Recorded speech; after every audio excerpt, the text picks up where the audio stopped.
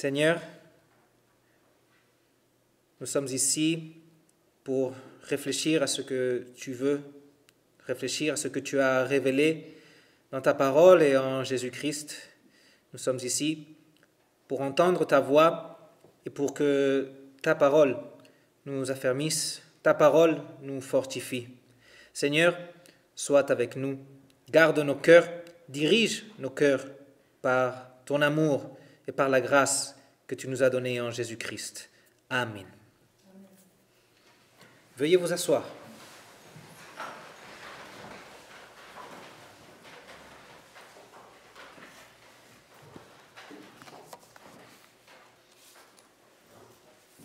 Il y a un lieu qui a toujours attiré mon attention. C'est un lieu sur la côte de l'Atlantique. Je ne vais pas dire de quel pays, mais sur la côte de l'Atlantique, ça peut être n'importe où. Et ce genre d'endroit se trouve vraiment dans plusieurs pays. Il y a à cet endroit un arbre qui est vraiment particulier parce qu'il est tout seul et il a la caractéristique d'être totalement penché en arrière. Son tronc est penché en arrière et ses branches vont en arrière et ne poussent que d'un seul côté. Vous avez vu un arbre comme ça? Non? Si on se promène sur les côtes de l'Atlantique, on en voit plusieurs. Sa coupe est totalement décoiffée et elle pousse d'un seul côté. Mais cet arbre continue sur pied. Il ne fane pas et il continue de grandir. Sûrement, on se rend compte que c'est à cause de ces forts vents et ces tempêtes que cet arbre a pris cette forme. Les vents lui ont donné une forme complètement différente à tous les autres arbres. Différents aux autres arbres qui sont un peu plus à l'intérieur du continent et ceux qui sont en forêt l'un à côté de l'autre. Je suis vraiment surpris que cet arbre soit encore en pied, au sur-pied, malgré les vents forts auxquels il est confronté. J'aurais pensé qu'il aurait dû être arraché par les fortes tempêtes qu'il affronte, mais il est toujours là. Il a sûrement des racines profondes et il reçoit les nutriments nécessaires pour se nourrir. Pour introduire ces paraboles, Jésus disait souvent « À quoi comparerai-je cette génération ?»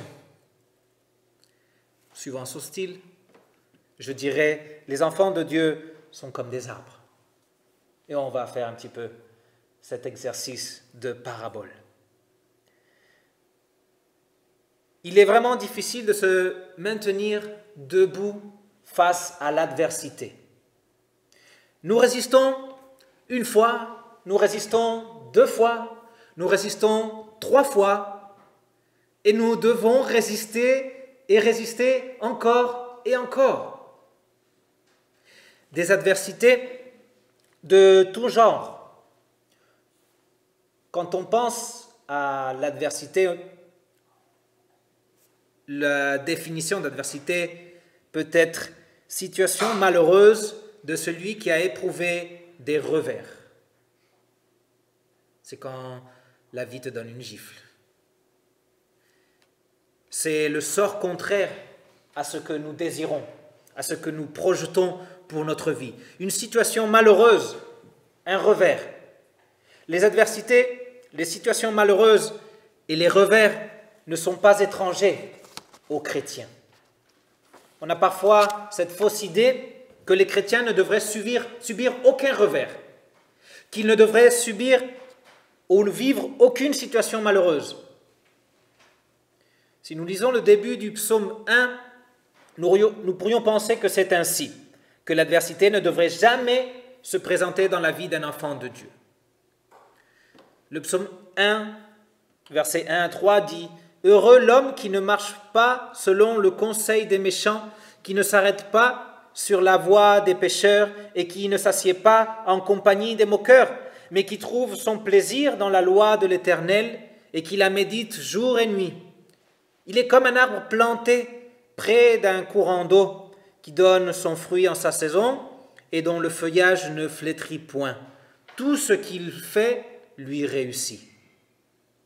Et le prophète Jérémie ajoute dans cette même figure de l'arbre, il est comme un arbre planté près des eaux et qui étend ses racines vers le courant.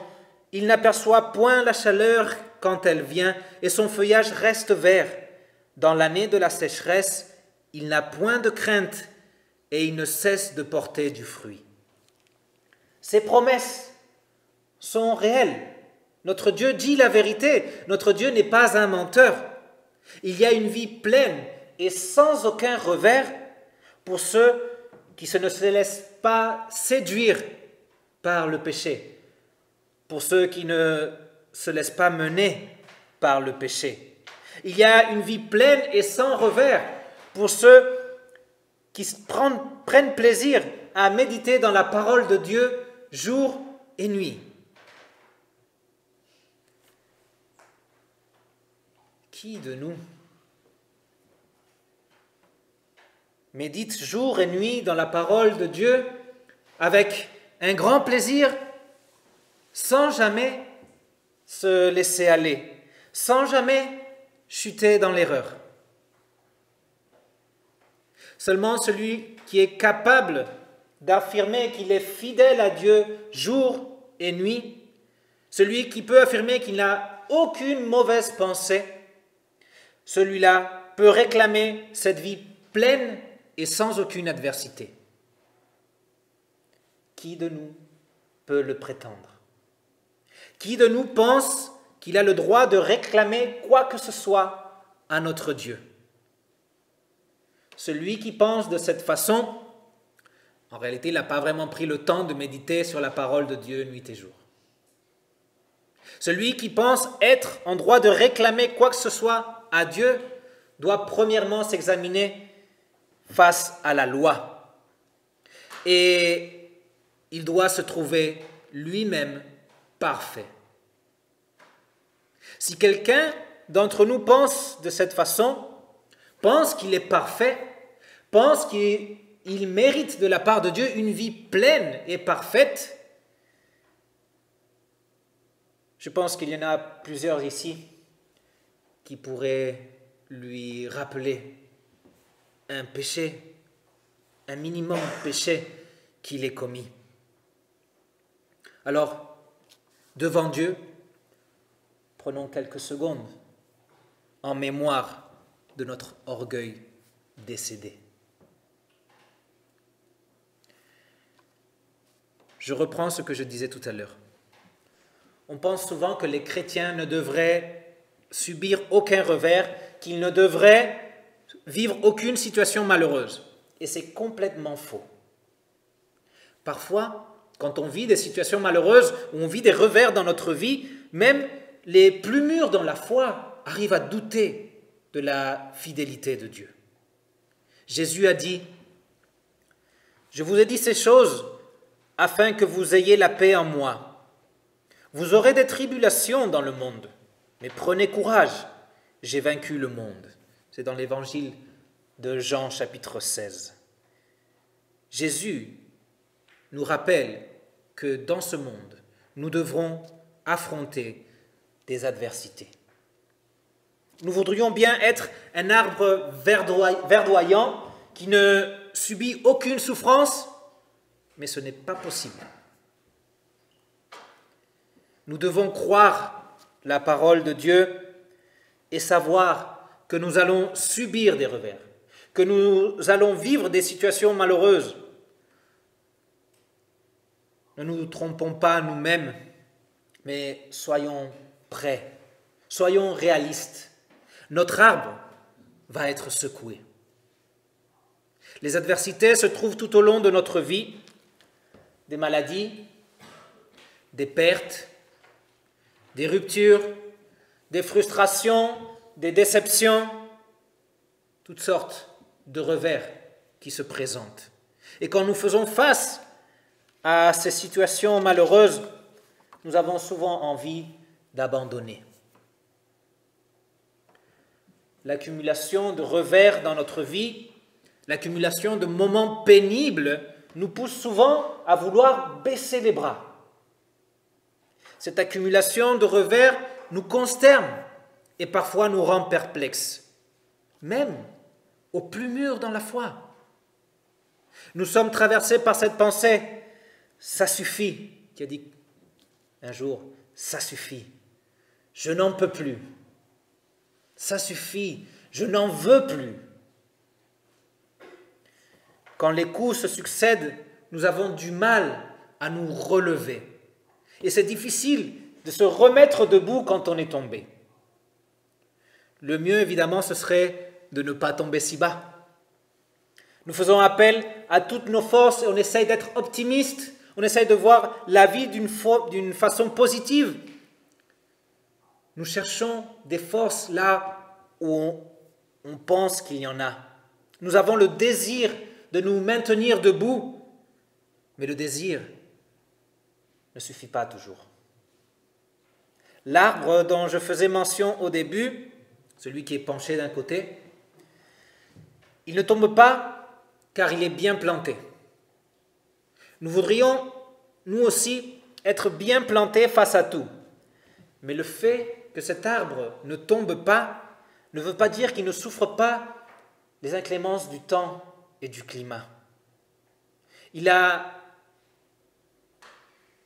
une forme différente à cause de ces inclémences.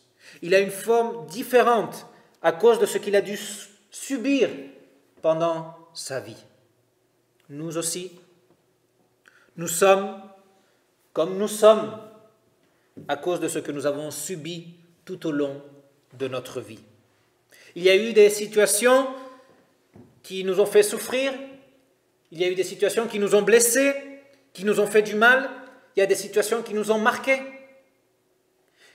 Si notre arbre a plus ou moins de branches, s'il a un tronc plus ou moins gros, s'il est de telle ou telle taille, ça ne veut pas dire qu'il est déformé. Ça ne veut pas dire qu'il ne vaut pas autant que les autres arbres. Cela veut simplement dire que nous avons vécu des choses différentes et que nous avons subi différentes adversités. Ces revers que nous avons vécus ne nous ont pas déformés, sinon qu'ils ont fait de nous quelque chose d'unique et d'authentique. Nous avons été modelés par les tempêtes. Nous sommes différents des autres et les autres sont différents à nous parce que nous n'avons pas le même parcours de vie. Et Dieu dans tout ça. Il n'est pas censé nous protéger de tout mal. Il n'est pas censé être un bouclier pour nous. Moi, je répondrai à cette question en continuant notre comparaison de l'arbre. Je vais vous poser un exemple, non ? Prenons que nous sommes au parc des Sceaux. Non ? La plupart connaissent le parc des Sceaux, mais sinon, un parc près de chez vous où il y a des arbres, non ? et un endroit pour se promener. Imaginons que nous sommes au parc et qu'une tempête se déchaîne. Qui de nous va grimper sur un arbre pour protéger l'arbre ?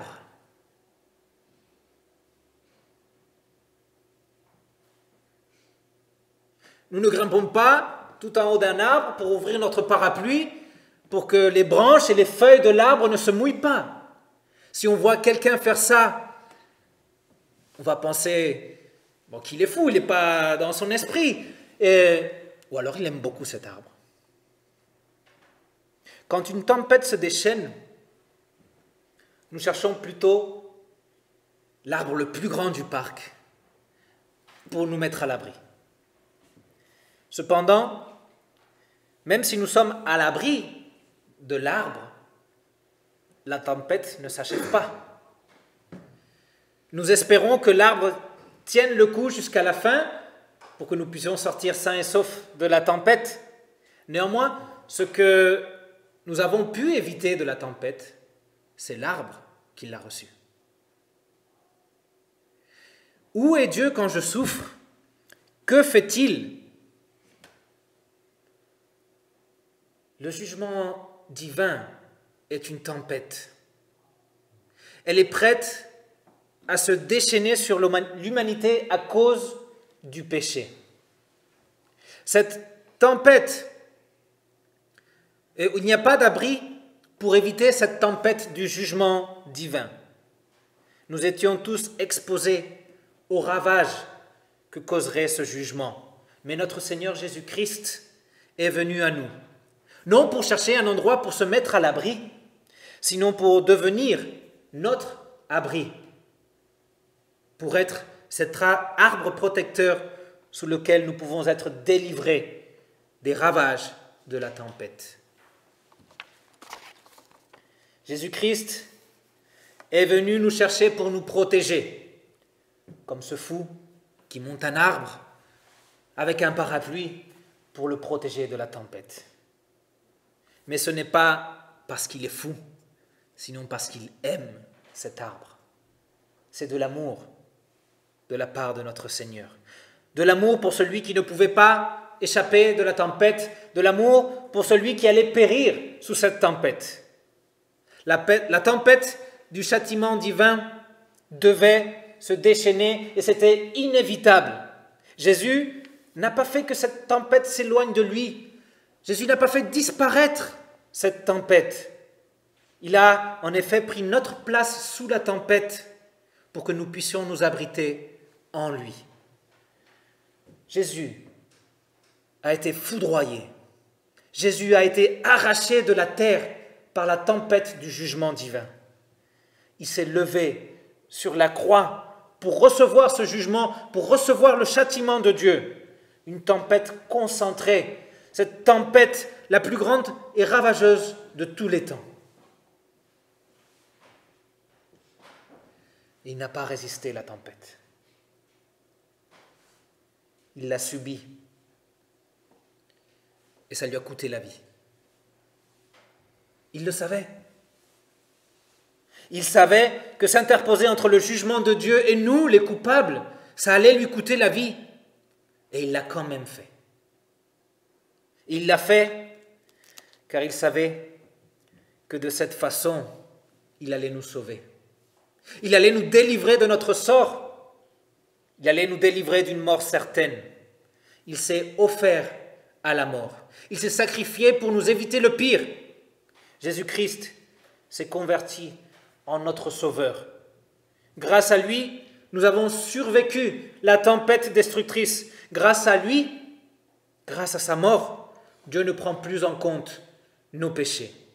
Il nous déclare innocents.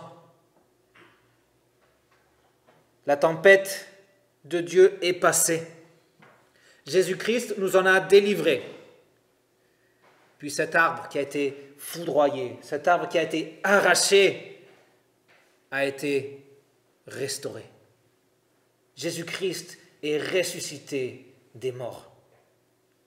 L'arbre est redevenu grand, l'arbre est redevenu fort, verdoyant, feuillu. Mais tout comme l'arbre auquel je faisais allusion au début, Jésus-Christ lui aussi a été marqué par cette tempête. Jésus porte sur son corps les séquelles de son œuvre, de cette tempête. Jésus porte sur son corps les cicatrices dans ses mains, dans ses pieds, sur son côté. Des cicatrices et des marques qui servent à nous rappeler son sacrifice, son amour et ses souffrances pour nous. Par Jésus-Christ, nous avons obtenu le pardon de tous nos péchés. Et comme nous enseigne le catéchisme, et là où les péchés sont pardonnés, la mort et l'enfer sont vaincus. Là où les péchés sont pardonnés, il y a la vie, il y a le salut. Jésus-Christ a été jugé à notre place. Jésus-Christ a été trouvé coupable de tous nos péchés. Jésus-Christ a été condamné à mort à notre place et il a été puni pour nous. Sa mort est notre mort. Et par sa résurrection, nous avons été déclarés innocents, acquittés de toutes nos fautes. Par sa résurrection, nous sommes en paix avec Dieu et plus rien nous sépare de lui maintenant. Quand les tempêtes, les adversités se présentent dans notre vie, quand nous devons les affronter, quand nous recevons des revers, quand nous devons faire face à des situations malheureuses, nous avons toujours cet arbre majestueux pour nous mettre à l'abri. Où est Dieu quand je souffre? Où est-il? Que fait-il? Il est là. Il a toujours été là. En Christ, il est là pour que tu puisses te réfugier en lui, en sa grâce, en sa miséricorde. Il est présent et lorsqu'une nouvelle tempête se déchaîne sur toi, il te couvre, il te soutient. Grâce à lui, tu peux être certain qu'aucune tempête ne pourra t'abattre. Tu peux être certain qu'aucun revers ne pourra te renverser, même pas la mort. Jésus-Christ est notre force et notre appui. Nous avons besoin de cette force et de cet appui pour nous maintenir debout face aux adversités qui se présentent à nous ou qui viendront demain.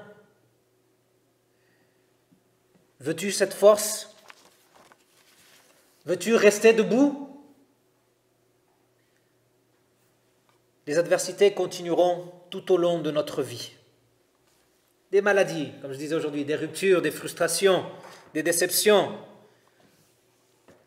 des moments que nous ne voulons pas vivre, mais qui seront présents, toutes sortes de revers. Mais grâce à Jésus-Christ, nous n'aurons plus envie d'abandonner. Grâce à Jésus-Christ, nous n'aurons plus envie de baisser les bras face à ces situations malheureuses. S'il t'arrive par moments de penser « ça suffit, je n'en veux plus ou je n'en peux plus », cherche Jésus-Christ. Cherche en lui ton refuge. Cherche-le dans la parole. Cherche-le dans le sacrement. Jésus vient à nous.